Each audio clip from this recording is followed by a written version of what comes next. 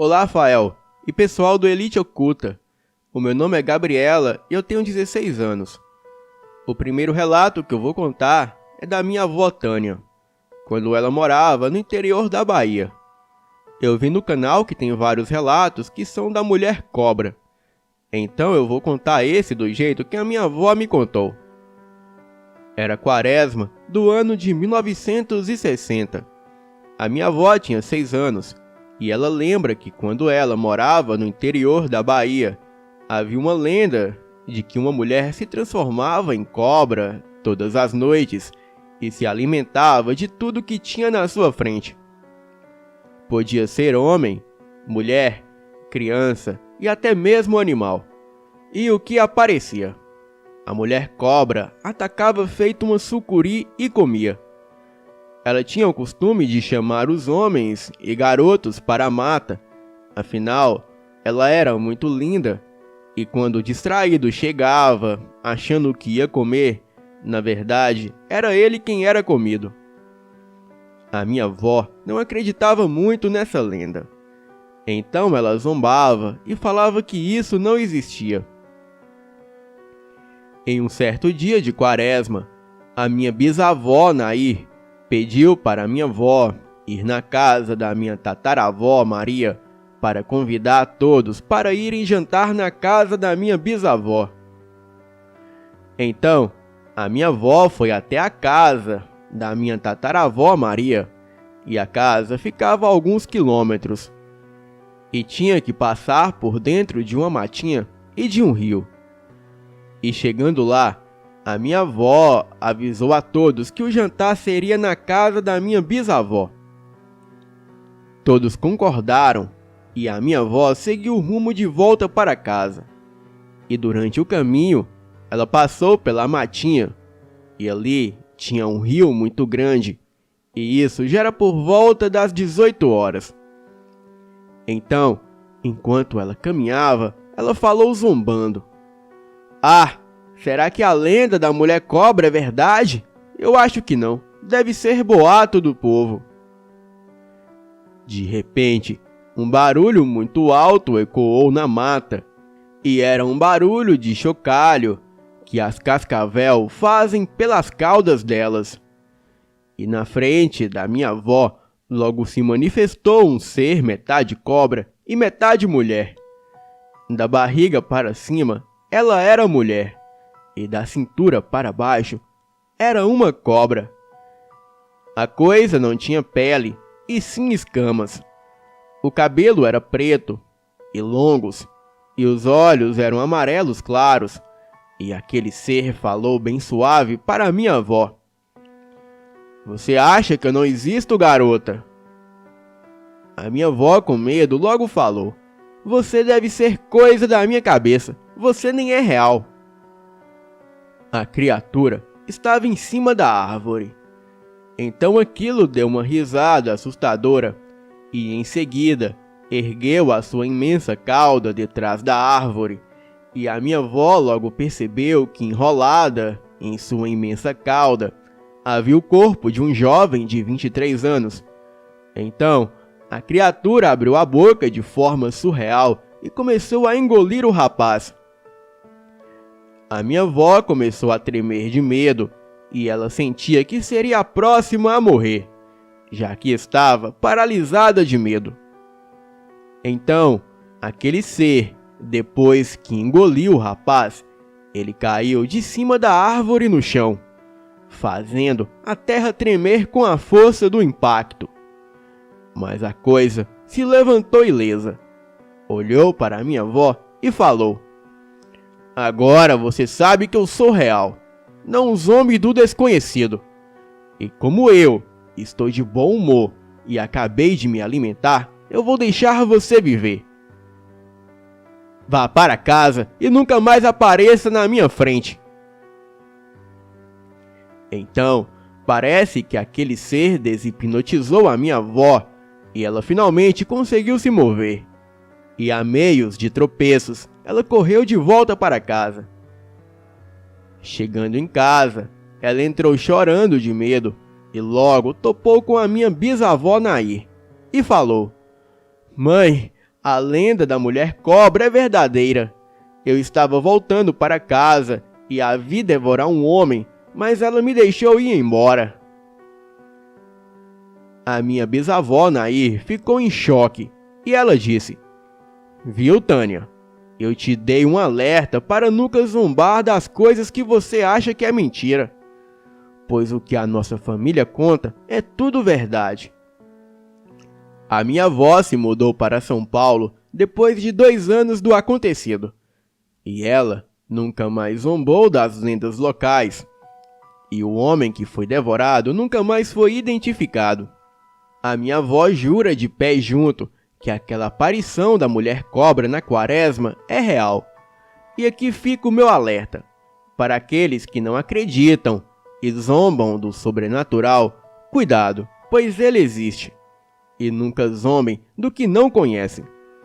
Muito obrigada por ler esse relato, e em breve eu vou mandar alguns dos meus relatos que tenho de lobisomem. Boa noite.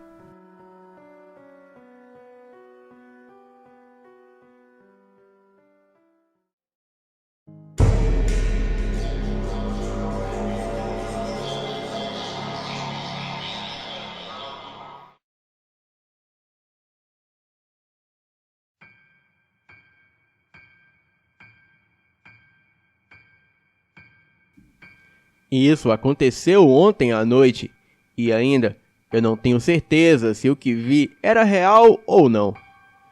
Eu trabalho como motorista de caminhão e nas últimas semanas tenho transportado pilhas de toras de madeira para frente e para trás entre vários estados no Brasil. São longas horas, estressantes de norte a sul do país, mas até que pagam bem. Ontem à noite, eu estava a caminho de um acampamento madeireiro no meio da floresta amazônica, no Mato Grosso, e foi quando o meu caminhão quebrou de repente. Foi uma grande surpresa, já que eu fiz uma manutenção há menos de 3 dias, e os mecânicos disseram que estava tudo bem. E para que saibam, eu mantenho o meu caminhão em boas condições, pois o meu sustento vai para o ralo se ele quebrar. Eu não estava com nenhum carregamento agendado, e ainda estava dentro do prazo para retornar para o sul. Então, eu tive que pegar o meu telefone e ligar antes, para avisar o patrão que eu chegaria atrasado devido a problemas com o meu motor.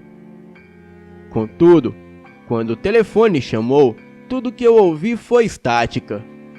O meu telefone estava tão fodido quanto a minha caminhonete. Irritado, eu tentei usar o meu chip da Vivo, já que o da TIM estava apenas com um pauzinho de sinal. E então, eu percebi que eu estava tão distante que o meu celular não recebia nenhum sinal ali. Foi aí que eu dei uma de mecânico e decidi tentar dar uma olhada no caminhão eu mesmo. E se eu conseguisse colocar o caminhão em movimento, eu poderia levá-lo até o acampamento e pedir um dos engenheiros do local para examiná-lo. Bem, eu consegui ligar o caminhão, mas eu mal saí quando o cheiro me atingiu. Isso parece estranho, mas eu podia sentir o cheiro de carne podre. Era tão espesso e forte que imediatamente me deu náuseas. Eu voltei para o caminhão e estava prestes a entrar para pegar uma garrafa de água quando eu ouvi. Era um grito que me abalou profundamente e estava vindo atrás de mim. Eu me virei para olhar e não vi nada. Eu sabia que havia uma floresta na minha frente e eu estava dirigindo por um trecho da floresta por uma boa hora, até o meu caminhão quebrar ali perto do acampamento, e eu estava sozinho, pois os madeireiros já estavam recolhidos no acampamento que ficava a 20 quilômetros. Eu ali parado mexendo no caminhão não conseguia ver nada, pois até a lanterna do meu celular, que era a minha única fonte de luz, se apagou misteriosamente. E estava tão escuro que eu não conseguia ver nada além da beira da estrada. E em seguida, outro grito veio logo à frente do meu caminhão. E novamente eu me virei para ver o que estava fazendo aquele barulho. Eu realmente gostaria de não ter feito isso. Parado ali estava aquele monstro. Essa é a melhor maneira que eu posso descrever. Era alto, magro e parecia morrer de fome. Havia esses chifres estranhos em sua cabeça que pareciam preencher todos os lugares ao mesmo tempo. Havia muito pouco cabelo, e em vez disso, tinha um tipo de pele cinza que parecia descascar em todo o corpo. A única razão pela qual eu pude ver tantos detalhes é que os faróis do meu caminhão se acenderam de repente e me deram uma visão muito clara do que quer que fosse aquela coisa. Ele rosnou para mim e começou a vir em minha direção. Eu me virei e comecei a correr em direção à estrada, a tão famosa Transamazônica. Avistei um par de faróis que só poderia significar que um veículo estava vindo pela estrada. Aproveitei a oportunidade para voltar para o meu caminhão, mas quando olhei para trás, para onde aquela coisa estava, ele já havia ido embora há muito tempo. O veículo que se aproximava apenas passou sem parar. Era apenas um carro. O meu caminhão começou a funcionar de repente, e tão rápido quanto aquela coisa havia desaparecido. Não esperei para saber se ele voltaria. Girei a chave do caminhão e meti o pé dali. Bem, eu só mencionei esse fato a um amigo quando cheguei ao acampamento madeireiro no dia seguinte, para carregar o caminhão. E esse amigo, ele caça regularmente nessa mesma floresta. Ele me disse que era uma pinguari, porém, como eu sou um assíduo telespectador do canal Elite Oculta, eu sei que tal criatura era um skinwalker. Porém, eu não tenho certeza se é. Eu só sei que eu nunca mais quero ver isso. Boa noite.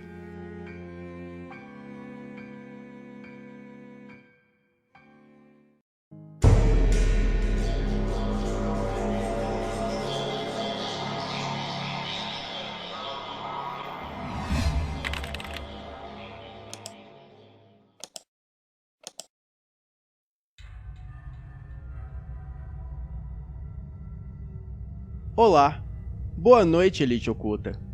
Eu me chamo Otávio e sou natural do município de Brás Pires, em Minas Gerais. E hoje eu vou contar os causos de lobisomens e assombrações, contado pelo meu pai, que ocorreram aqui nas redondezas em época de quaresma. Bem, contarei com as palavras do meu pai e enfatizarei mais a narrativa para melhor compreensão. Nos anos 80, lá pelas bandas do antigo distrito de Pires e Albuquerque, elevado à condição de município, de há muito denominado Alto Belo, aconteciam coisas bem estranhas, e a maioria delas ligada ao mundo sobrenatural. No próprio povoado de Pires, os moradores não duvidavam da presença intrusa de lobisomens durante a quaresma, e ninguém se atrevia a andar perto de encruzilhadas durante esse período, pois as chances de dar de cara com algum homem-lobo eram grandes. Inclusive, suspeitavam-se que um sapateiro local, um homem peludo e pálido, de rosto deformado, fosse a própria criatura. O sujeito sempre sumia por ocasião da quaresma, e há quem jure tê-lo visto rolando num chiqueiro de porco à meia-noite, um típico ritual de transformação. Era uma cena medonha, em todos os sentidos, e dali Ele já saía uivando alto, pronto para atacar alguém. O sinistro sapateiro chegou a anunciar que era mesmo lobisomem, mas só atacava animais pequenos, principalmente carneiros e bezerros. E nem fazia questão de manter segredo a respeito disso. E apesar dos sitiantes locais andarem se queixando de perdas frequentes no rebanho, esse sapateiro nem ligava para tais queixas. Uma das habilidades sobrenaturais do tétrico sapateiro, já provada, era transferir cobras de uma propriedade para outra, apenas com rezas. E muitos juram que tais rezas ele aprendeu no livro de São Cipriano. As cobras atravessavam rápido a estradinha de terra batida, saindo do mato e entrando no sítio que lhe fora ordenado invadir. Um fazendeiro o denunciou após ver as suas terras infestadas por centenas de cobras, mas a polícia não localizou o sapateiro. Simplesmente não conseguiu vê-lo. E ele ficou o tempo todo ao lado da viatura, sorridente e desafiador. Esse sapateiro era ainda chamado de macumbeiro, e outros adjetivos não necessariamente elogiosos. Os mais velhos diziam que o melhor era evitá-lo. Afinal, dele nunca saía nada de bom. E quem o procurava era somente para fazer trabalhos pesados de magia negra, como amarrações e trabalhos de destruição. Esse feiticeiro lobisomem quase matou de susto um dos moradores de Pires, que duvidou disso. Ele, na forma de lobisomem, o aguardou então numa encruzilhada. Os seus olhos eram flamejantes e vermelhos. O pobre homem quase borrou as calças ao ouvir o imenso cachorro em pé dizer: já deve ter me reconhecido, vizinho. Sou eu mesmo, aquele que você e a sua família chamam de macumbeiro. Outra vez, esse macumbeiro na forma de lobisomem fez as águas do Rio Verde borbulharem à sua volta ao atravessar o manancial durante a madrugada, ocasião em que deu de cara com Ambrósio, um sitiante local que retornava de uma festa. E por pouco, a coisa não o atacou, e só não partiu para cima porque Ambrósio manteve o facão preso na boca e continuou atravessando o rio. Os dentes até rangiam por causa da pressão, pois lobisomem tem pavor de facão, e isso também contavam os mais velhos. Ambrósio é o mesmo sitiante que, sob ventos noturnos fortíssimos, ele foi desenterrar um pote de ouro e se viu às voltas com um bando de aparições. E isso aconteceu depois que um amigo falecido veio visitá-lo, oportunidade em que disse que somente ele poderia retirar o pote da barriguda árvore imensa, situada nas imediações da sede do sítio. Ambrósio não cumpriu as regras do acordo sinistro e pediu ajuda ao mascate Domingos. A alma do dono da botija não gostou, e assim o lugar foi assombrado por aparições e vultos. Ambrósio viu até porcos subindo em árvores e tatu falante o xingando. Então, eles se mandaram do lugar gritando de pavor. O meu pai também tinha uma tia que era bruxa, e muitos diziam que a velha até se transformava em bicho e até mesmo em lobisomem. E ela era conhecida como a tia mascadeira de fumo, e ela dava arrepios. Tia Laura nasceu e cresceu num sítio isolado da região do Rio Verde e Montes Claros, Minas Gerais. E ali, ela também encerrou seu humilde ciclo de vida quase anônimo. Bem, eu não conheço muitos detalhes acerca da tia Laura, a idosa mascadeira de fumo de rolo que vivia isolada. E nós apenas íamos visitá-la ocasionalmente na fase criança, quando meu padrinho José Arthur levava suprimentos alimentares e outras coisas para ela. E já idosa, única moradora do lugar ermo, a tia materna não tinha forças e nem ânimos para plantar nada, e tampouco cuidar do quintal e da casa. E a casa, a cada dia, permanecia mais suja e com raízes tomando conta das portas e janelas. E ali era um pequeno castelo mal assombrado, por assim dizer, dotado de compartimentos escuros e úmidos pela falta de exposição solar. Bem, eu gostava mais de ir lá pela viagem em si, e não propriamente para visitar aquela mulher tão estranha, de fala curta e olhares desconfiados. Tia Laura mal nos cumprimentava ao chegarmos, e da mesma maneira ao sairmos. Ela sumia rápido porta adentro, antes mesmo de a picape do tio deixar a área frontal do quase casebre, e educadamente ele buzinando em despedida. Em época de quaresma, vizinhos distantes relatavam ver a tia Laura escalando paredes dos casarões, e mesmo tão idosa, ela fazia aquilo com muita facilidade, e até mesmo há quem dizia que havia voar em uma vassoura mágica, como uma bruxa dos filmes clássicos. O meu pai dizia que a tia Laura precisava mesmo era ter casado, para não curtir uma velhice tão solitária e mexer com o que não se deve.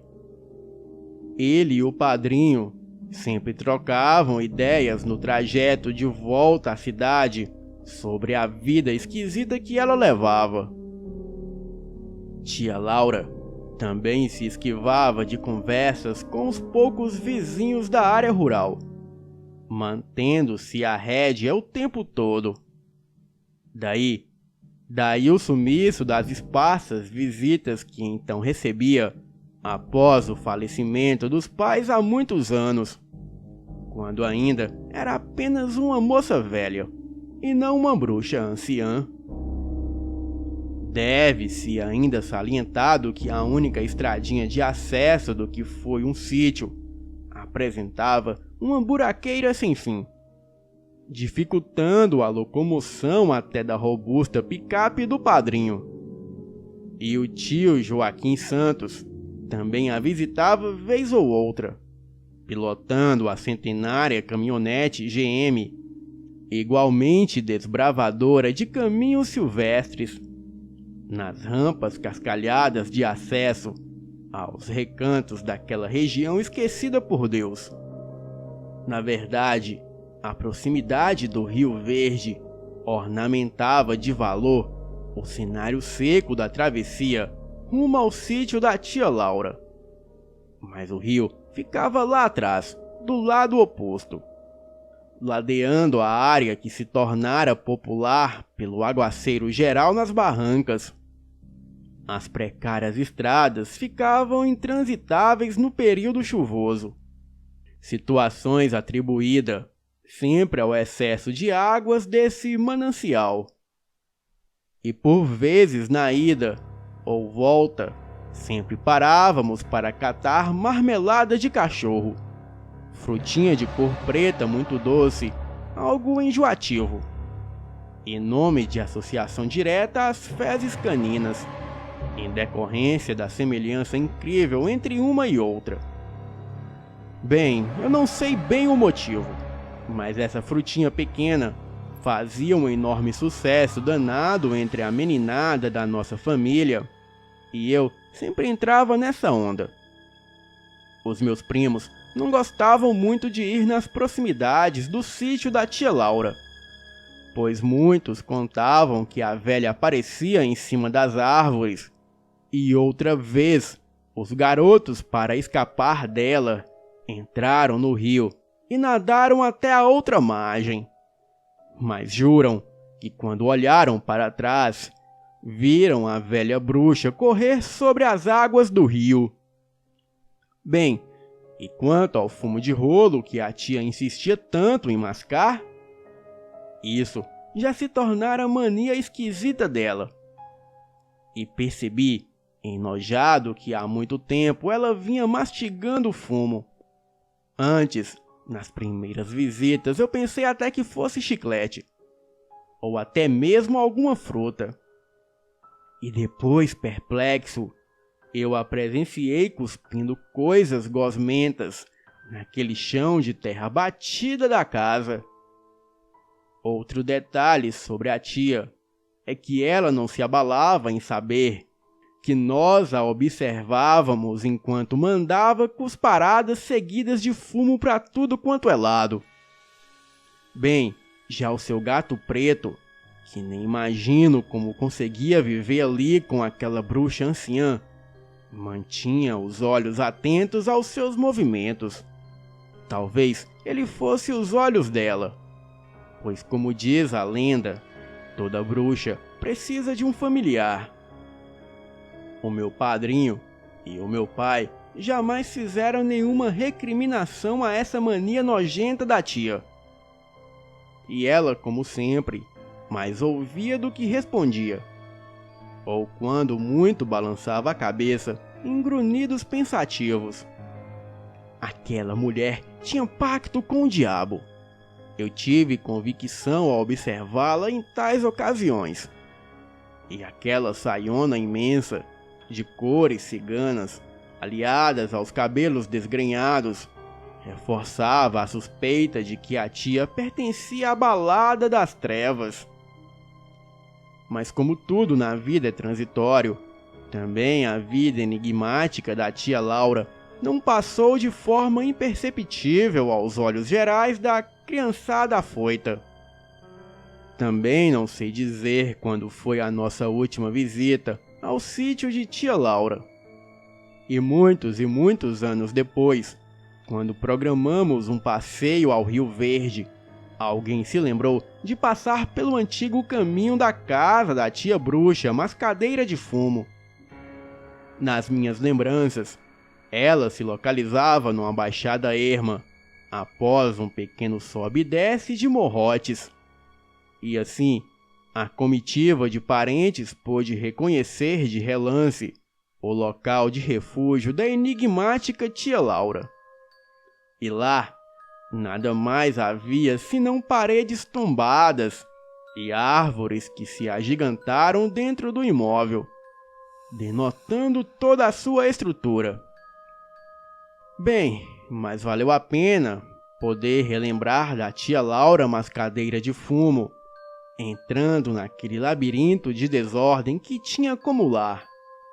E numa última olhadeira aos escombros inundados por vegetação rasteira, eu até pensei vê-la na soleira, nos olhando de forma bem esquisita, exatamente como sempre fez, enquanto o padrinho me levava até lá. Bem, esses são alguns relatos que ocorreram na época do meu pai, e precisamente em época de Quaresma.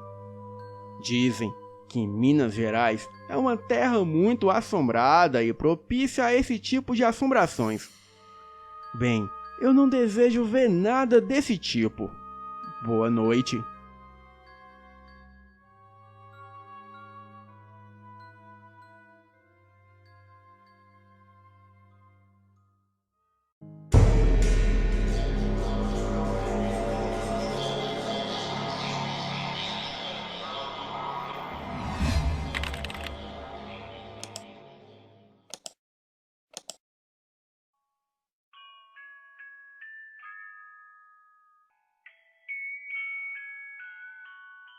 Essa história que vou contar aconteceu quando eu ainda era adolescente e morava em Serra Talhada, no sertão pernambucano.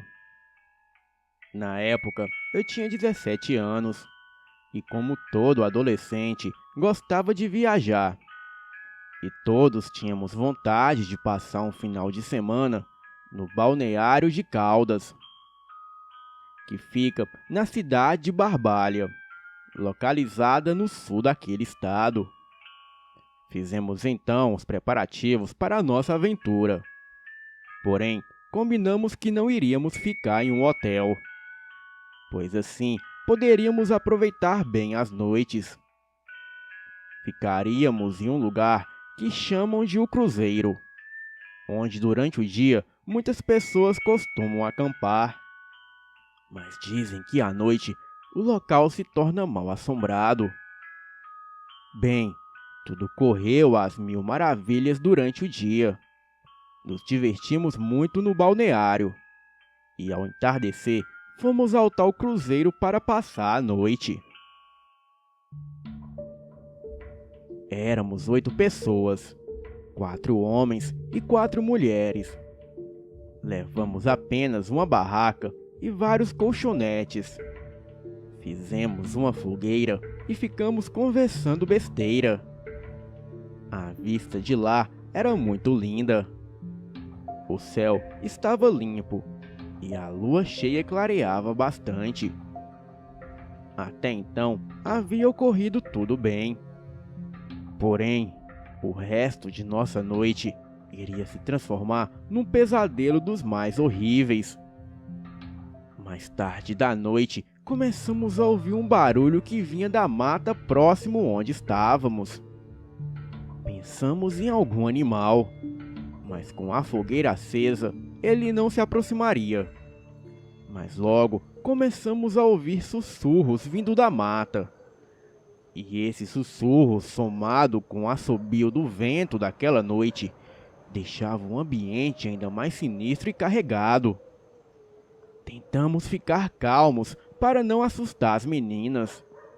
Porém, estávamos temerosos, pois nenhum de nós tinha trazido nenhuma espécie de arma. Foi quando a minha namorada deu um grito e todos se levantaram assustados. Ela disse ter visto uma silhueta passando na mata.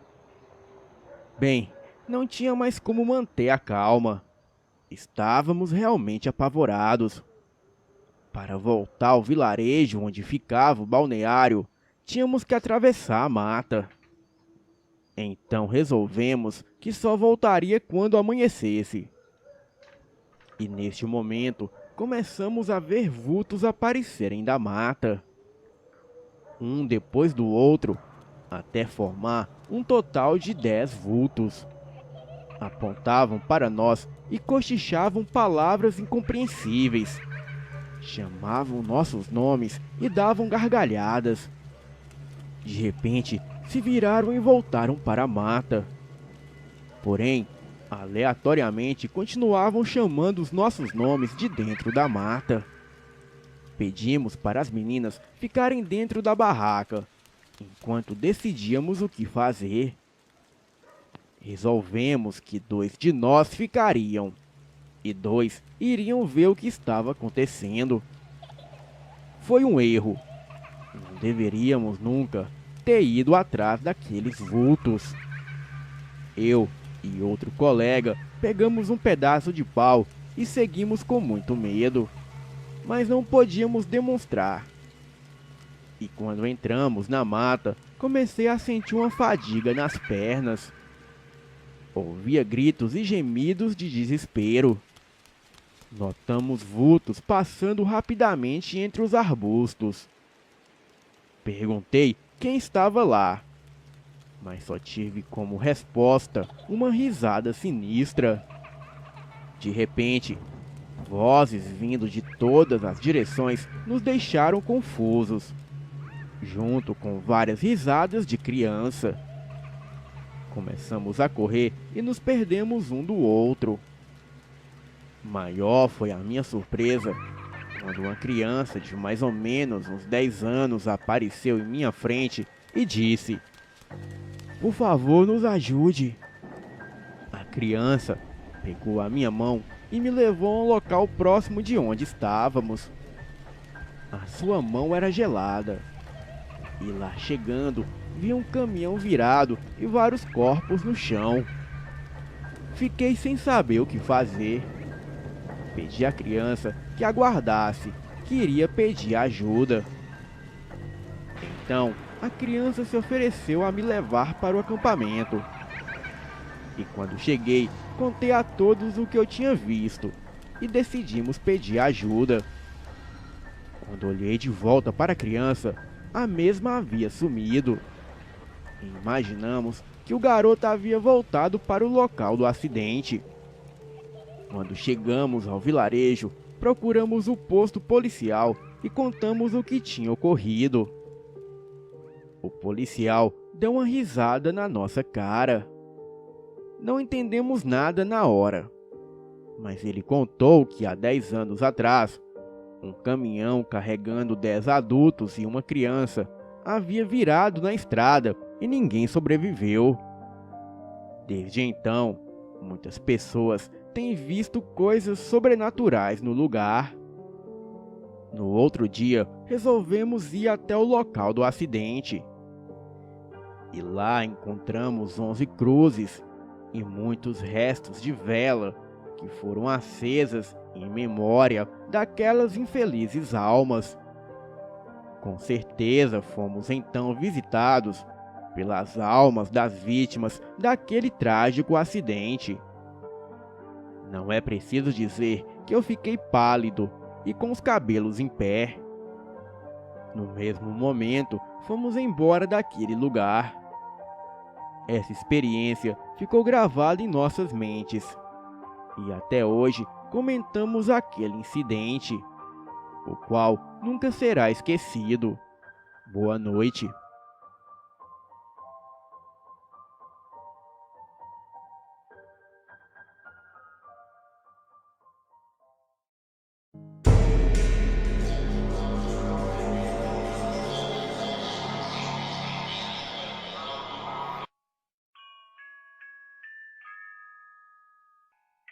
Boa noite, sou de Cuiabá, Mato Grosso, e tenho 19 anos. Tudo começou num certo dia, quando uma irmã da igreja veio falar com a minha mãe depois do culto. Na época, eu tinha 12 anos de idade. Essa irmã disse para a minha mãe que teve uma revelação, e que nesta revelação havia um espírito de bruxa na minha casa. Poucos dias depois, estava fazendo muito calor. E como só no quarto dos meus pais tinha ar-condicionado, eu e meu irmão acabamos indo dormir lá. E nesta noite, eu comecei a ter terríveis pesadelos com uma bruxa. No sonho, ela abria a porta do quarto da minha mãe e falava que ia explodir tudo. E ficava arrastando as unhas na parede, com aquele som infernal e agoniante. Logo após, ela entrou no banheiro, fechou a porta e explodiu. Então, eu acordei suado. E muito assustado, imediatamente acordei os meus pais. Eu estava chorando muito e contei o que havia sonhado. Os meus pais oraram e o restante da noite eu dormi normal. Porém, o pesadelo não havia acabado. Passei cerca de 3 dias tendo pesadelos com essa bruxa e dormindo muito mal. E para piorar mais a situação, comecei a vê-la pessoalmente. Ou seja, acordado na minha frente. Eu a via correndo pela casa, arrastando as unhas nas paredes, exatamente como no sonho. Era tão atordoante que a minha mãe teve que faltar no serviço para ficar comigo em casa. A bruxa era horripilante, com baixa estatura, cerca de 1,5 metros. Era exatamente como descrevem em filmes, com narigão, queixo grande e pontudo como uma verruga, e tinha os cabelos todos desgrenhados, como se tivesse levado um choque. E apenas eu era o único que via esta bruxa. E como a minha mãe tinha faltado do serviço, ela pediu que eu tocasse um pouco de clarinete para ela ouvir, pois faço parte da orquestra da minha igreja desde os meus 8 anos de idade. A minha mãe então se sentou e eu comecei a tocar.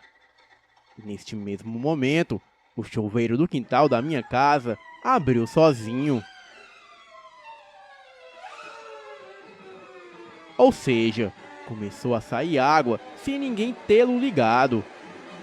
Eu e minha mãe fomos lá no fundo da casa verificar. E então eu deixei o instrumento na sala.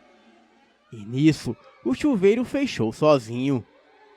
Porém, o chão estava todo molhado, como se o chuveiro realmente tivesse sido ligado por alguém. E enquanto nós estávamos no fundo, o instrumento que eu havia deixado na sala começou a tocar sozinho. Porém, não tocava uma melodia, mas era como se alguém tivesse o assoprando mesmo, sem nenhuma nota. E isso durou uns 4 segundos. Tempo suficiente para perceber que não era coisa da nossa cabeça. E logo após isso, a minha mãe orou comigo. E a partir daí, eu nunca mais vi e nem sonhei com essa bruxa. E até hoje eu agradeço a minha mãe por estar comigo quando tudo isso aconteceu, porque ninguém acreditaria em mim. Mas como ela viu e ouviu, ela própria confirma. Hoje tem cerca de 6 a 8 anos que eu a não vejo, mas isso me deixou muito traumatizado. E por isso que eu não gosto nem de ouvir falar de filmes de terror, que eu tenho medo. Boa noite.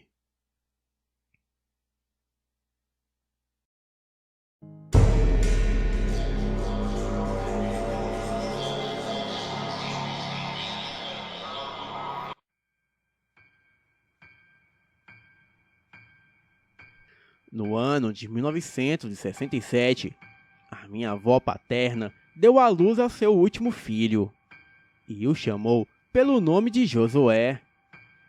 Segundo ela, a criança era um bebê muito bonito e saudável. E quando o pequeno completou 6 meses de vida, a minha avó recebeu a visita de uma conhecida da família.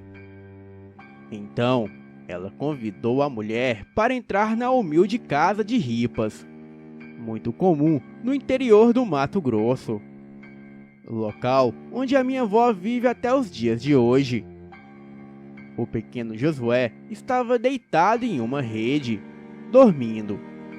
A mulher imediatamente fitou os olhos no garoto. A minha avó diz que ela sorriu e, virando-se para ela, disse: "Que lindo menino! Posso segurá-lo?" A minha avó era muito ciumenta com seus pequenos, mas concordou que a mulher o segurasse em seus braços. Então, a mulher segurou Josué e disse: "Olha, se não quisê-lo criar, pode dá-lo para mim." "Claro que quero criar o meu filho!" retrucou a minha avó, tirando o pequeno dos braços daquela mulher. A mulher, com uma cara de fúria, se retirou e a minha avó devolveu o garoto à rede no qual ele dormia antes. Conta a minha avó que naquela mesma noite, enquanto dormia com o menino apoiado em seu seio, ao abrir os olhos, viu na beira da sua cama uma mulher toda vestida de vermelho, com um véu também vermelho e transparente, cobrindo a sua face já envelhecida. E tinha longos e lisos cabelos brancos.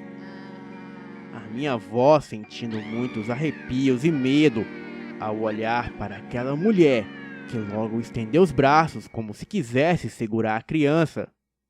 E a minha avó percebeu que as suas mãos eram tão brancas e magras que se podiam ver os ossos. Rapidamente, a minha avó abraçou o menino e acordou meu avô. Quando ela retornou a olhar para a beira da cama, a mulher havia desaparecido. No dia seguinte, ao acordar, a minha avó percebeu que o bebê rejeitava o seu seio e não queria mamar. Então ela, muito preocupada, levou a criança até o farmacêutico, pois naquela época era muito comum as pessoas se tratarem com o farmacêutico, até porque era de difícil acesso médico em uma zona rural. Bem, o farmacêutico nada pôde diagnosticar. Então, o menino foi se arruinando, até que 3 dias depois ele acabou falecendo. Antes da visita da mulher, Josué era uma criança saudável. E depois da visita e da visão da velha de véu, a criança definhou.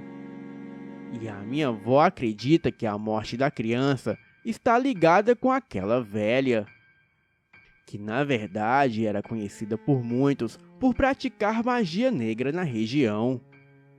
Boa noite.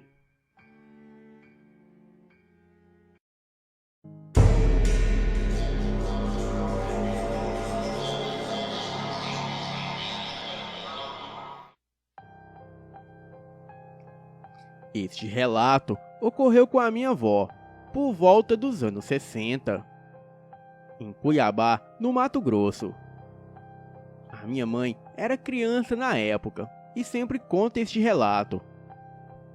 Nesta época, a minha avó tinha uma vizinha que não me lembro o nome. E ela fazia trabalhos de magia negra. A minha avó mantinha um relacionamento cordial com ela, mas não era amizade. O marido dessa mulher trabalhava em uma hidrelétrica, que era a empresa que fornecia energia elétrica na época. Então, esta vizinha contou para a minha avó que iria fazer um trabalho para o seu marido morrer.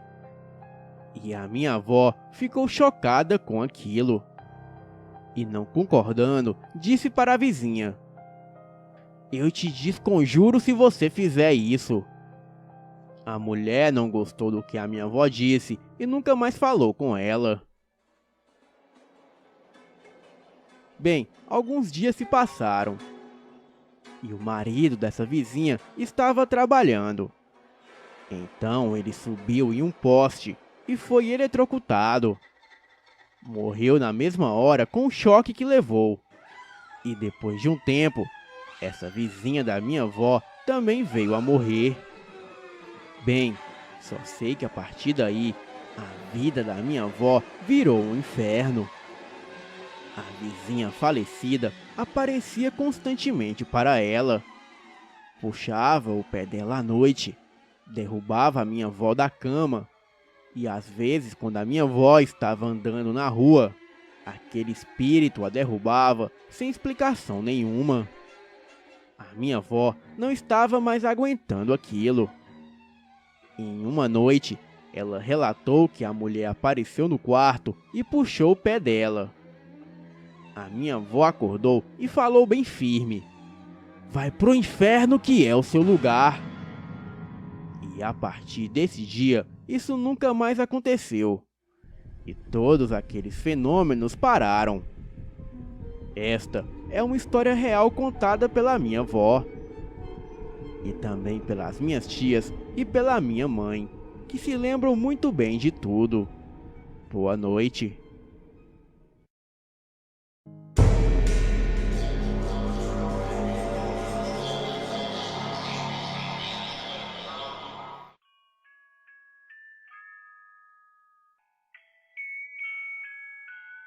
O que vou relatar aqui é realmente um fato que eu presenciei. Em 2004, quando eu tinha 14 anos, assim como hoje, tinha muita dificuldade em dormir à noite. Não era por medo ou por nada, pois dos meus 14 anos, eu só tinha atenção para o amor inatingível, no qual não vem ao caso. Bem, era uma noite normal. tranquila de verão, talvez primavera. Me lembro que não estava frio. Deitei na cama sem sono. Eu precisava dormir cedo, pois no dia seguinte eu tinha que ir para a escola. Mas deitar sem sono na cama é a pior coisa que se faz quando se tem dificuldades para dormir. Na cama, a gente perde a noção do tempo. Mas eu acho que já passava das 3 da manhã. Então, logo escutei o barulho da chuva cair no telhado. E em seguida, comecei a ouvir um choro seguido de uma risada estridente. Era um choro de bebê e uma risada maligna que também parecia vir do bebê. Aquela risada não vinha da casa de nenhum dos meus vizinhos, pois dava para se ouvir nitidamente aquilo vindo da rua. A risada e o choro não parecia vir de dentro de nenhuma casa. Você percebe quando o som vem de algum lugar fechado por 4 paredes. E aquele som vinha da rua de trás, ou um pouco mais perto. Eu já estava me irritando com o barulho. Além de ter que enfrentar o sono no dia seguinte, eu teria que aguentar uma noite irritante. E foi quando eu ouvi um grito alto de um homem com voz forte. Parecia um grito de desespero, aquele do tipo de filmes de terror. Mas depois disso, eu só escutei o silêncio da noite e não dormi. Porém, não foi pelo fato de escutar aquilo tudo, pois eu estava indiferente com aquilo. A minha preocupação era outra, como eu havia dito lá atrás. Então, eu não me importei com isso, até umas semanas depois. Essa parte eu nunca soube contar muito bem, mas vou tentar fazer o meu melhor. Em um final de semana depois disso, eu fui com uns amigos no sítio do avô de uma amiga nossa. Lugar muito bonito. E bem de noite, havia um monte de adolescentes em um lugar escuro no meio do nada. E isso sempre acaba em histórias de terror. Mas ninguém conhecia nenhuma história boa. Então decidimos pedir para o avô da nossa amiga contar. Vocês sabem como é pessoa velha de cidadezinha. Sempre tem alguma coisa assustadora para contar. E eu me lembro das palavras dele. E o velho disse: eu não conheço nenhuma história de terror, desculpem, mas vou contar uma coisa que um conhecido meu me contou há muito tempo atrás. Não é bem uma história de terror, é mais sobre superstições dos tempos mais antigos. Na época em que as pessoas carregavam amuletos da sorte e de proteção. O meu amigo era um desses supersticiosos e sempre carregava alguns dentes de alho no bolso e na camisa. Certa noite, ele estava voltando de um bar a cavalo e ele tinha que passar no meio de um canavial.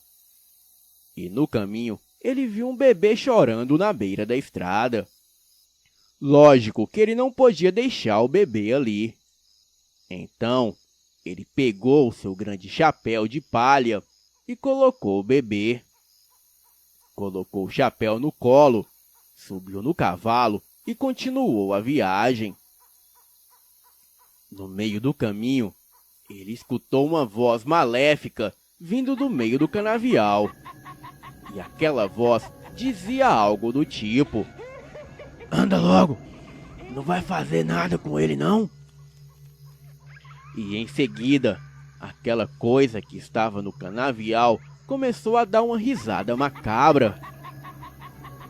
E foi quando o meu amigo ouviu o bebê falando. Porém, ele não tinha certeza se a voz vinha da boca do bebê. Mas com certeza a voz vinha dele. E o bebê disse: "Não posso, ele está com alho na camisa." Isso era o que ele dizia. E sem pensar duas vezes, o meu amigo jogou o bebê no meio do canavial e saiu disparado com o cavalo. Depois de ouvir essa história do velho, não deu para deixar de relacionar com o que eu tinha presenciado semanas atrás. E fiquei com aquela história na cabeça. Mas por outro lado, decidi acreditar que a história do velho era apenas coincidência. Alguns dias depois, estava eu em minha cama. E como sempre, estava sem sono. E foi quando, lá por volta das 3 da manhã, comecei a escutar aquele choro de criança novamente. E parecia que vinha da rua de trás. Então, para tirar essa história a limpo, eu decidi sair lá fora para poder provar para mim mesmo que não era nada demais. Mas o que vi naquela noite me fez arrepender de ter levantado da cama. O que vi ali fora provocando aquele choro era uma criança que estava na esquina da minha rua. A minha rua era bem escura e pouco movimentada. E naquela hora da noite, com certeza não haveria ninguém passando por ali. A criança estava a uns 30 metros de mim. Dei alguns passos para fora do portão da minha casa e pude ver melhor. Era um garoto de aproximadamente 10 anos de idade. Ele era bem magro. A sua pele era vermelha. E da sua cabeça saíam 2 chifres negros. E ele possuía um rabo comprido. E assim, eu pude ver que aquela coisa não era deste mundo. A criatura olhou diretamente para mim. E neste momento, eu percebi que aquele ser maléfico não tinha olhos. E no lugar dos seus olhos, haviam 2 buracos negros. A coisa abriu a boca, mostrando as suas enormes presas afiadas. Em seguida, apontou o dedo indicador na minha direção e deu aquela risada macabra. A mesma risada que escutei semanas atrás. As minhas pernas ficaram bambas e a criatura fez menção de vir em minha direção. Eu caí de costas. Me levantei rapidamente e corri para dentro. Entrei em casa tão afobado que nem me lembrava se havia trancado o portão no cadeado. Uns 10 minutos depois que o susto passou, peguei o meu celular e liguei para a polícia. Disse que havia uma criança chorando na esquina da minha casa, àquela hora da noite.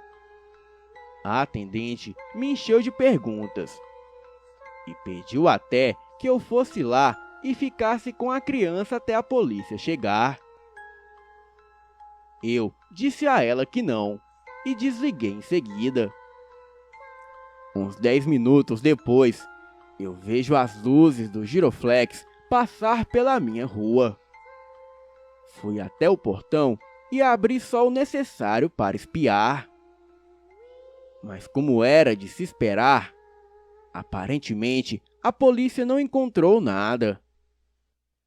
Queria muito ver a cara dos policiais a se depararem com o demônio em forma de criança.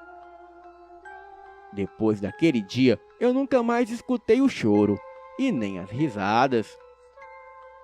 E até hoje não tenho uma opinião formada sobre isso. Mas acho que de certa forma o que eu vi tinha alguma ligação com a história do velho. Ou talvez fosse um demônio que se materializou no plano físico. Bem, eu tenho certeza que isso realmente aconteceu. Cabe a vocês acreditarem ou não. Mas eu gostaria de ouvir algumas opiniões construtivas. E se alguém sabe mais alguma coisa sobre algo do tipo, por favor, deixe nos comentários. Pois tudo isso que eu vi e presenciei foi real e não inventei nada aqui. Boa noite.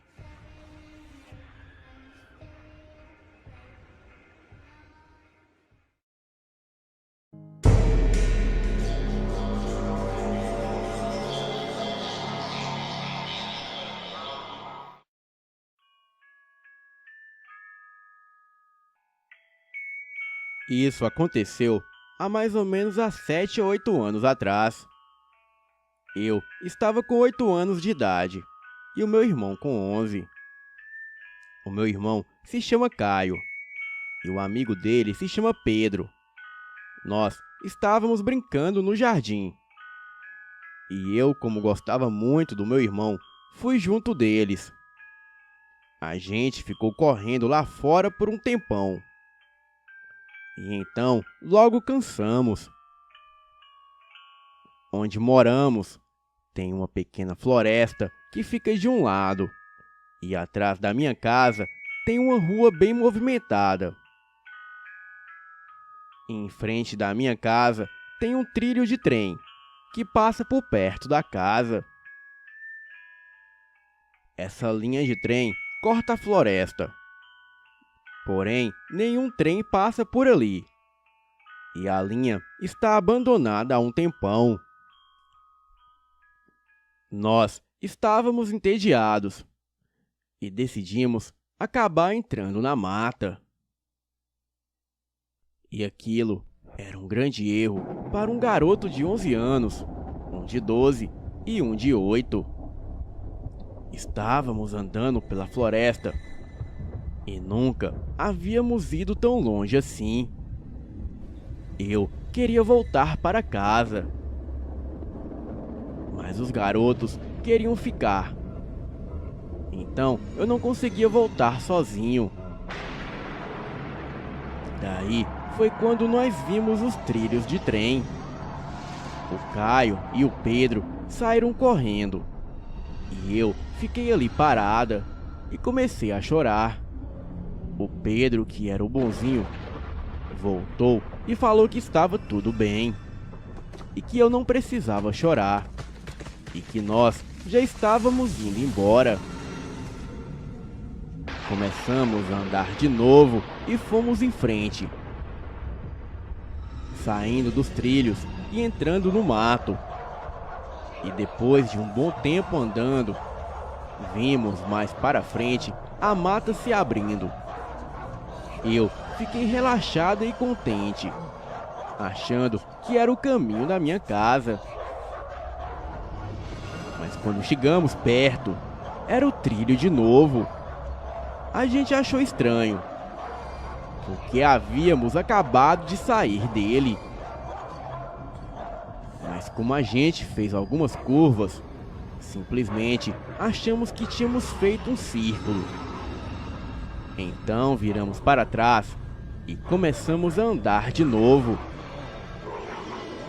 Depois de mais um tempo andando, chegamos a um barranco que não tínhamos visto antes. O meu irmão Caio falou que sabia onde estávamos, pois ele já havia ido lá subir aquele barranco.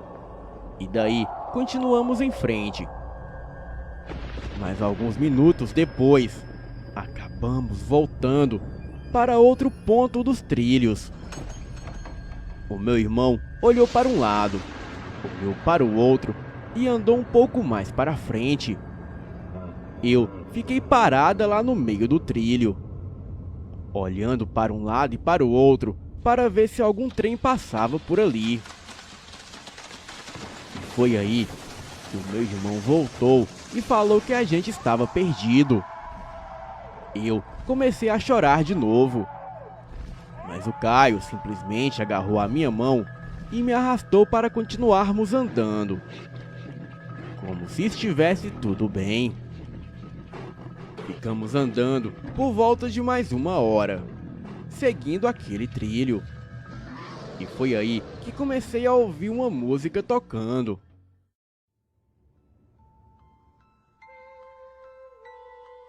Era maravilhosa e parecia ser um flautista.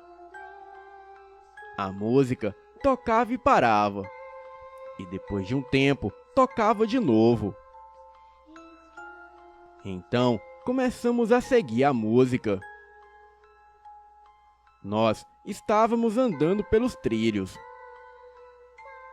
e logo percebi que havia alguém andando em volta da gente. E depois de algum tempo, aquela música estava vindo de dentro da mata.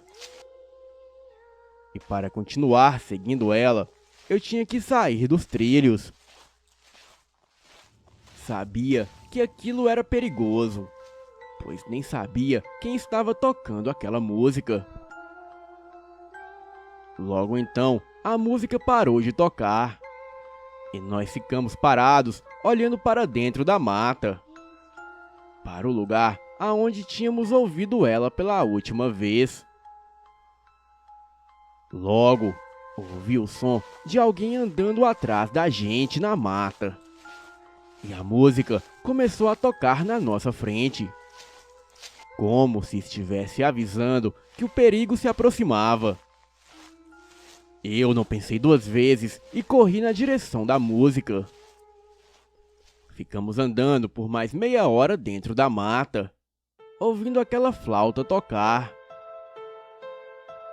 Aquela melodia tocava e parava, e às vezes fazendo a gente mudar de direção. O som daquela flauta não parecia estar muito longe, mas não conseguíamos ver de onde estava vindo o som. Nós não víamos mais ninguém naquela mata, e também não ouvíamos os passos de ninguém, o que é bem difícil de acontecer se tivesse mais alguém lá no meio do mato com a gente. E após um tempo andando, eu vi uma construção e a estrada.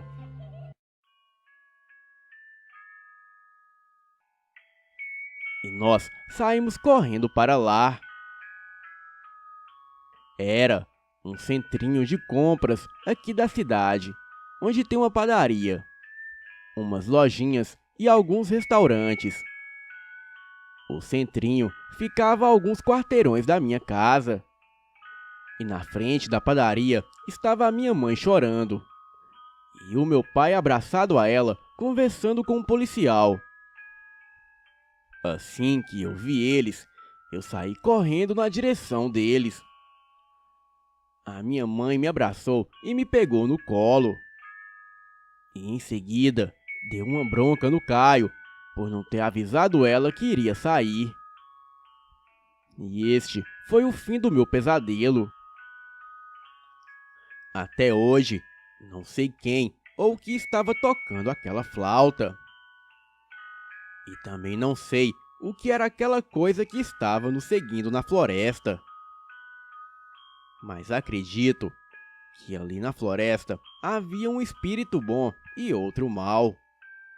O bom tocava a flauta para afugentar aquele demônio, que era aquela coisa que estava nos perseguindo, e ao mesmo tempo nos fazendo ficar perdido na floresta. Eu já voltei lá algumas vezes depois do que aconteceu, porém nunca mais cheguei a ouvir o som daquela flauta, e também não me perdi de novo. Mas uma coisa que eu acho estranho é que não entendo como nos perdemos. pois o caminho da minha casa até os trilhos é muito simples. Mas acredito que alguma coisa de ruim que estava ali na mata queria que nos perdêssemos. E talvez fosse até mesmo um espírito da mata. Bem, este é o meu relato. Boa noite.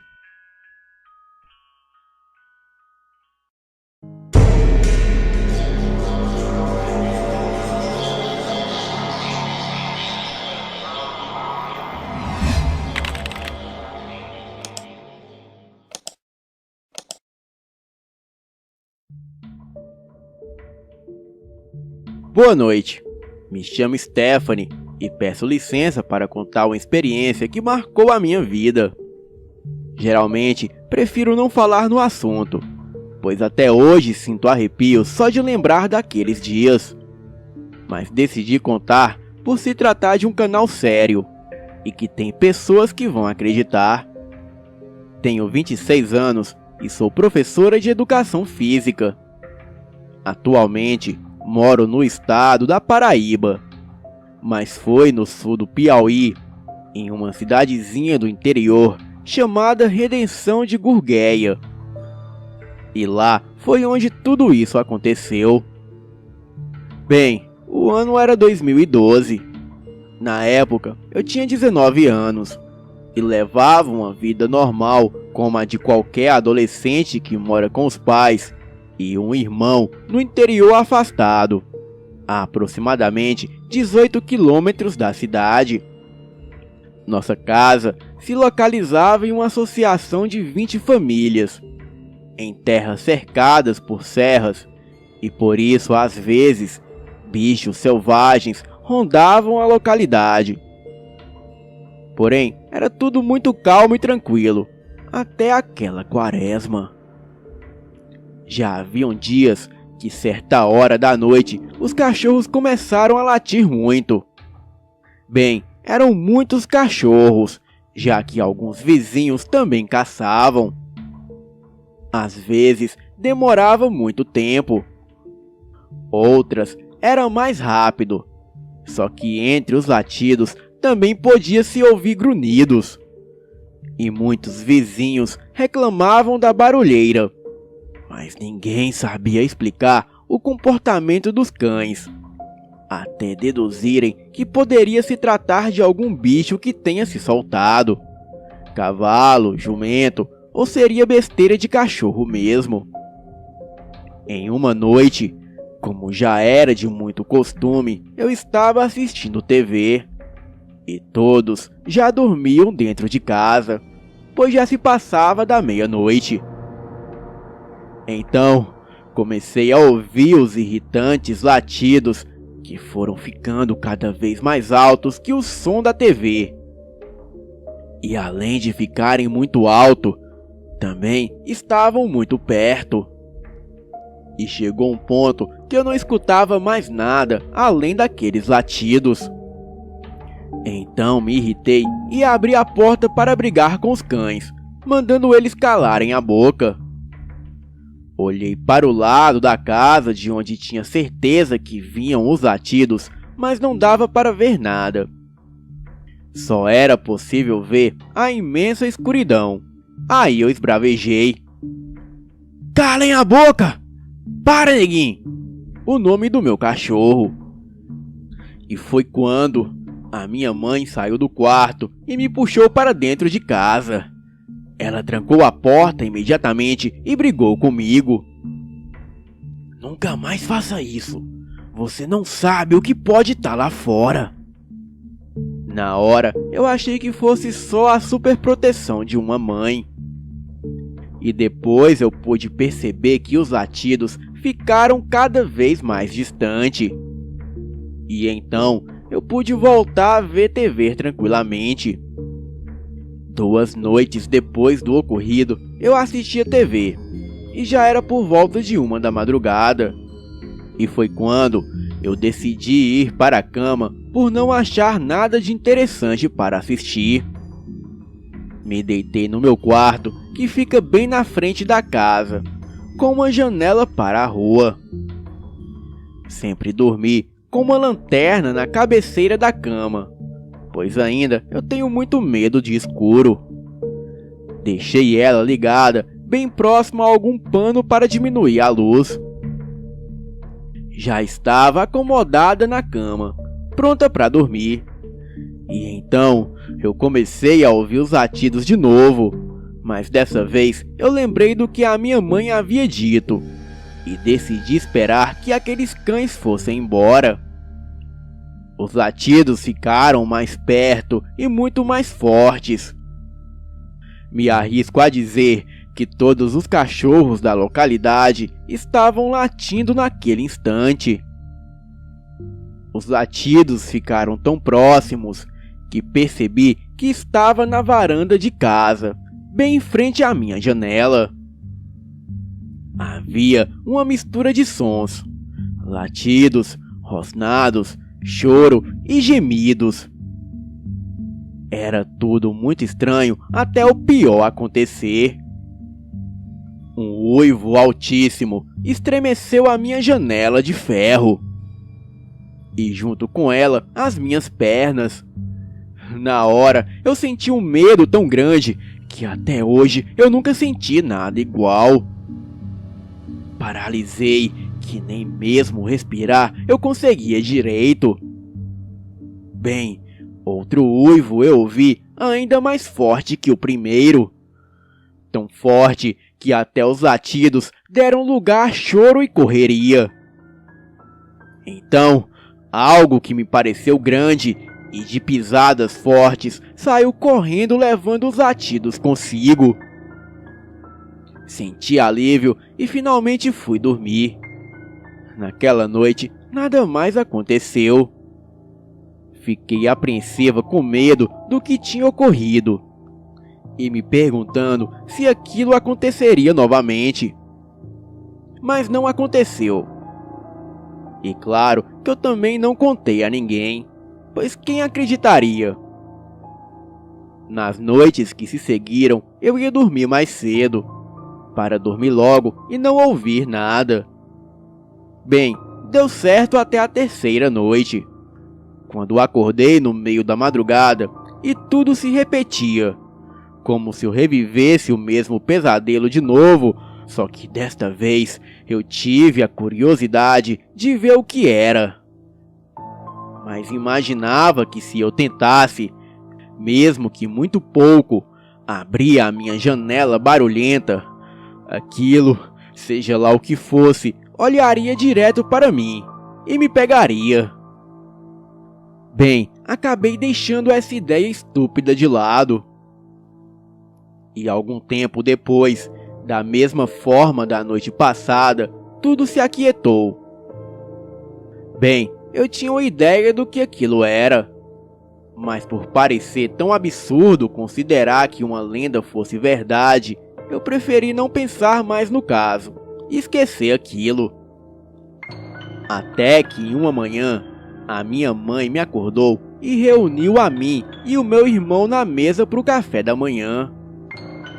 Ela disse que precisava falar com urgência algo muito sério. Imaginei qualquer coisa, menos o que ouvi da boca dela. Quando estávamos todos lá, ela então disse: "Estou quase certa da coisa que está rondando a nossa casa ser um lobisomem." Arregalamos os olhos sem entender nada do que ela estava afirmando. E ela continuou: "Algumas noites atrás, eu e o seu pai temos escutado os cachorros latindo muito para alguma coisa. O seu pai até brigou com o neguinho. E a coisa batia os pés como se ameaçasse os pegar. E nessa hora os cães corriam e choravam.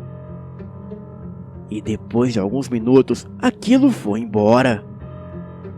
E no dia seguinte eu vi marcas no chão batido da areia que lembravam os cascos de cavalo, só que tinha 2 patas e que era muito estranho. Bem, eu tinha as minhas suspeitas, mas depois de ouvir os vizinhos falando hoje pela manhã que um dos moradores ouviu as fortes pisadas no seu quintal, E quando olhou pela brecha da janela, ele viu algo grande e peludo que se movia de 4 patas. E então, aquilo se levantou e ficou em pé como uma pessoa. Bem, e após ouvir isso, eu tive a confirmação que era um lobisomem. Quando a minha mãe me contou aquilo, eu fiquei horrorizada de medo. Mas o que ela disse só me fez confirmar as minhas suspeitas. Porém, depois desse dia, não escutamos mais os barulhos. E nem mesmo ninguém avistou mais nada. Depois de um tempo, eu me mudei para estudar. E vez ou outra, eu ia visitar os meus pais. E eu os perguntava se eles haviam avistado aquela criatura novamente. E eles diziam que aquela criatura só aparecia no período de Quaresma. Bem, para as poucas pessoas que contei, nenhuma acreditou. Mas eu sei que aqui no canal Elite Oculta, vocês acreditarão em mim. Fiquei até hoje na curiosidade de como seria a imagem do que me aterrorizou. Porém, eu não me arrependo de não ter olhado, pois assim eu consigo dormir bem à noite. Ainda tenho medo de que um dia eu encontre com essa fera novamente, pois de uns dias para cá eu tenho ouvido rosnados e latidos de cachorros incomum como naquela terrível noite. Sei que a criatura espreita à noite e só se mostra quando quer. Essa coisa é esperta e letal, e para quem não acredita, eu só desejo que nunca passe por nada parecido. Boa noite.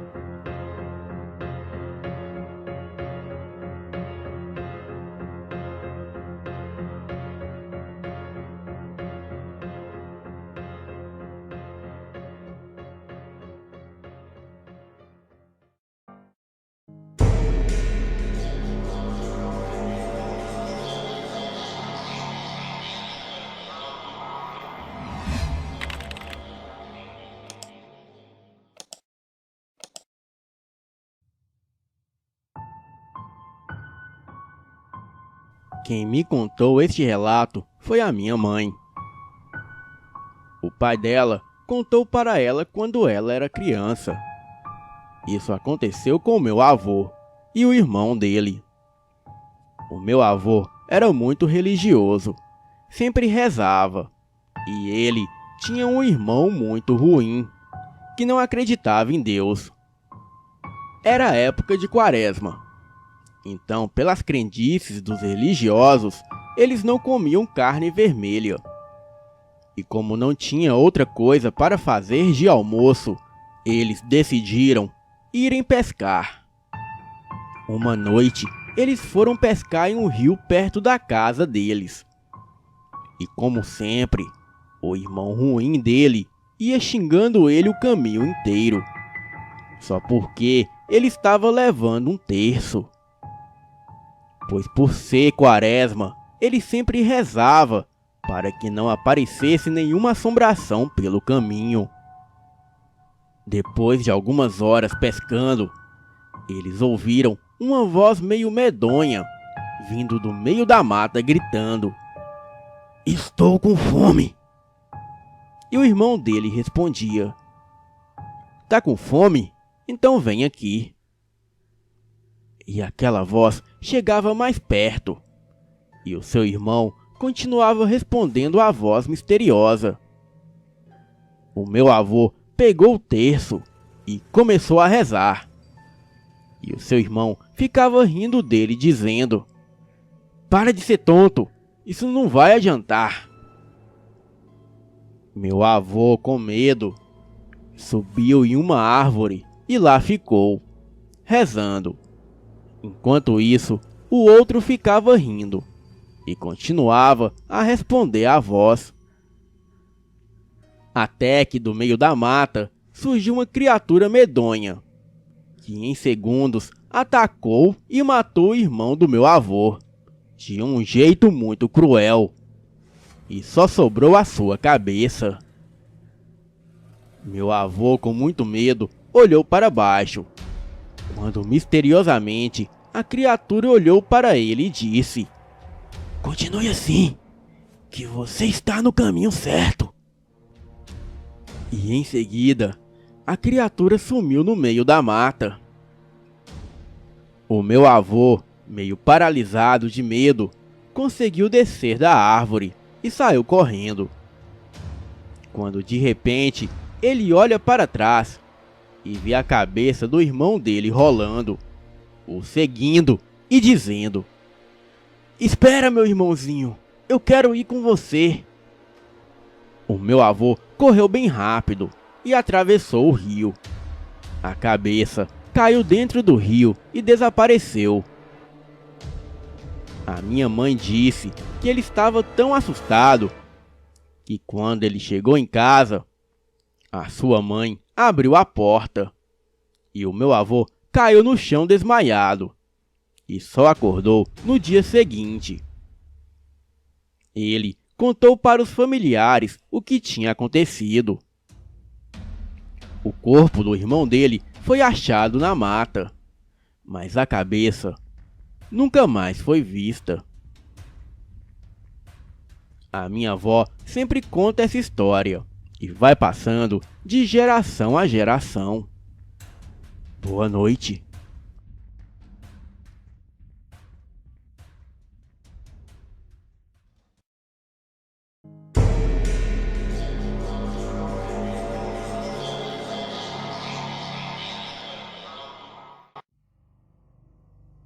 Certo dia, perguntei ao meu avô se ele já tinha presenciado algo de sobrenatural em sua vida. E ele se lembrou de um caso que aconteceu com ele, o seu irmão e o seu pai, há muito tempo atrás. Meu avô se chama Sebastião e o meu tio Sirval. Na época, os dois moravam em uma cidade vizinha de Criciúma, em Santa Catarina. Meu avô conta que todos trabalhavam na roça com o pai, e o local era muito longe da casa deles. Era época de quaresma, e certo dia, voltando da roça, o que durava de 1h30 a 2 horas a pé, eles estavam atravessando uma mata, que era a rota que eles sempre faziam para irem embora. Quando de repente aparece um jovem negro, com a pele bem escura, vestindo apenas uma bermuda bem simples e com uma espiga de milho na mão. E esse jovem perguntou ao meu avô onde eles estavam indo, com um tom bem grave e arrogante. O meu tio e o pai deles acharam grosseria da parte do rapaz e queriam partir para a agressão. Mas o meu avô impediu e disse: "Espera, gente, não conhecemos ele, calma." E conversou com o rapaz. O jovem negro perguntou onde eles moravam, e o meu avô respondeu: "Uns 15 minutos daqui." Perguntou se eles ganhavam muito dinheiro trabalhando na roça, e o meu avô respondeu que não muito, mas dava para sustentar a família. No final, ele perguntou como estava a Jairce, a minha avó. Na época, ela e o meu avô eram apenas namorados. O meu avô, muito desconfiado da situação, respondeu: "O que tu quer com ela, rapaz?" O jovem deu uma risada muito macabra, deu meia volta e correu, entrando na mata. Eles foram atrás do jovem, mas o perderam de vista. Só que o meu tio avistou de longe esse rapaz entrando em uma pequena mata. Os três cercaram essa pequena mata. Era muito pequena mesmo, cerca de 10 metros mais ou menos. Porém, ele não saiu. Então decidiram entrar nela. E para surpresa deles, tinha apenas um porco ali. Um porco negro da mesma cor do jovem rapaz. E aquela espiga de milho estava no chão, ao lado deste animal. O pai do meu avô matou o porco com uma foice, que ele tinha para usar na roça. E em seguida, todos foram embora. O meu avô, quando chegou em casa, foi recebido com um abraço da minha avó. Ela disse a ele que um rapaz negro bateu na porta da casa perguntando sobre ele. O meu avô ficou em choque e contou sobre o jovem negro que parou eles na floresta e que em seguida entrou em uma mata e virou porco. No dia seguinte, algumas pessoas acharam o corpo do jovem negro no exato lugar onde o meu bisavô havia matado o porco. Assim, todos tiveram certeza que aquele rapaz se transformava em bicho. Boa noite.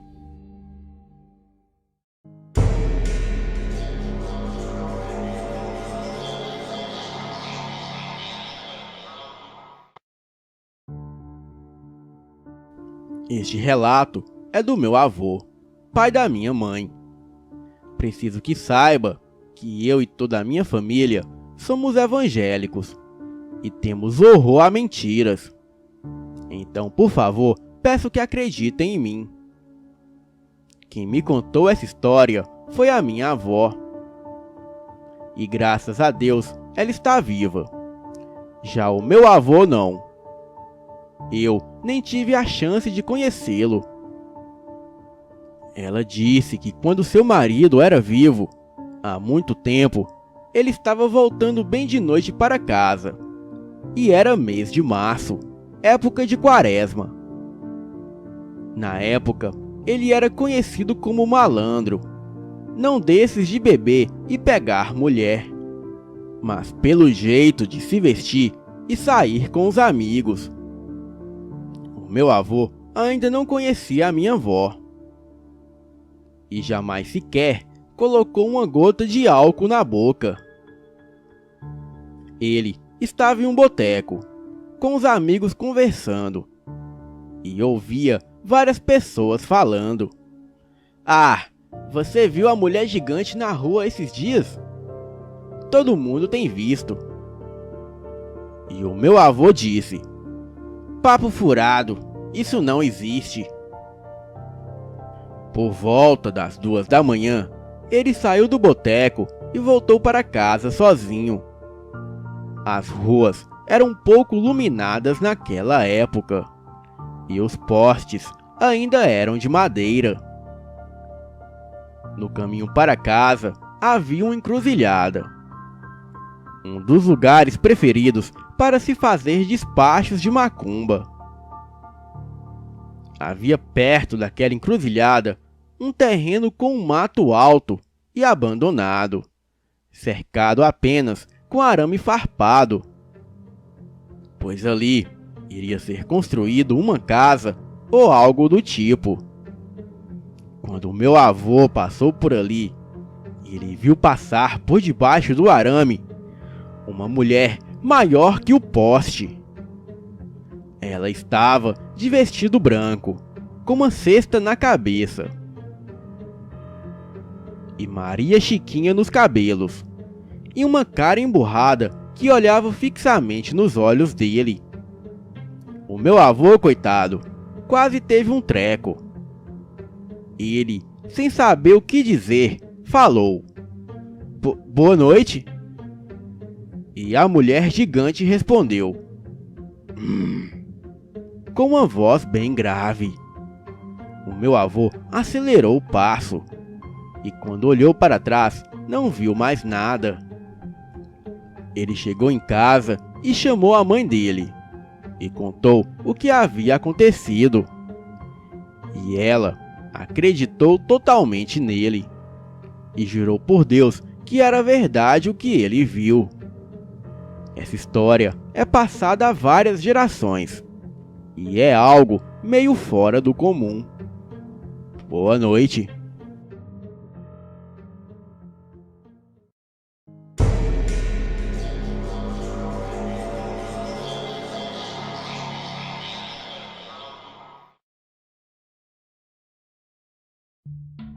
Olá, meu nome é Larissa. Vim contar uma história que se passou com o meu avô e o seu irmão, em uma antiga fazenda na cidade de Itapaci, Goiás. Lá nesta cidade, onde os meus avós moram até hoje, é interior e tem várias fazendas e é bem pequena.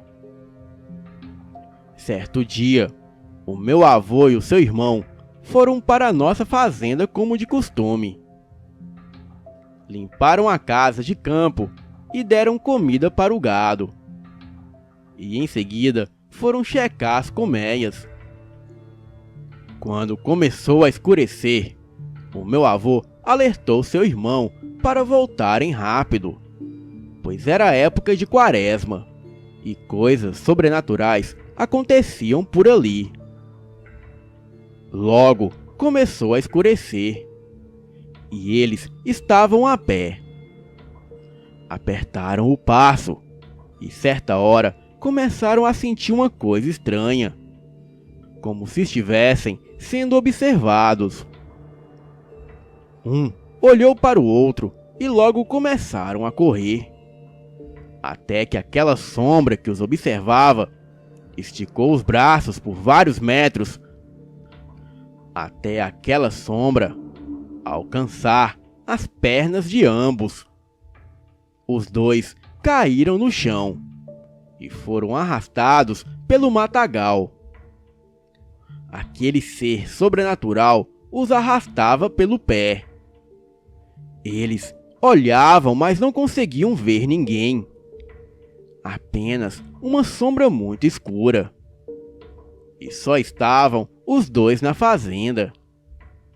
O meu avô tem uma cicatriz na barriga até hoje, pois eles foram arrastados por uns 100 metros mato adentro.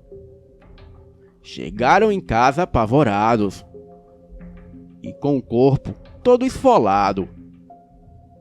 Hoje, o irmão do meu avô é pastor e diz que depois desse episódio que ele foi buscar a igreja, pois ele ficou muito perturbado depois deste acontecimento.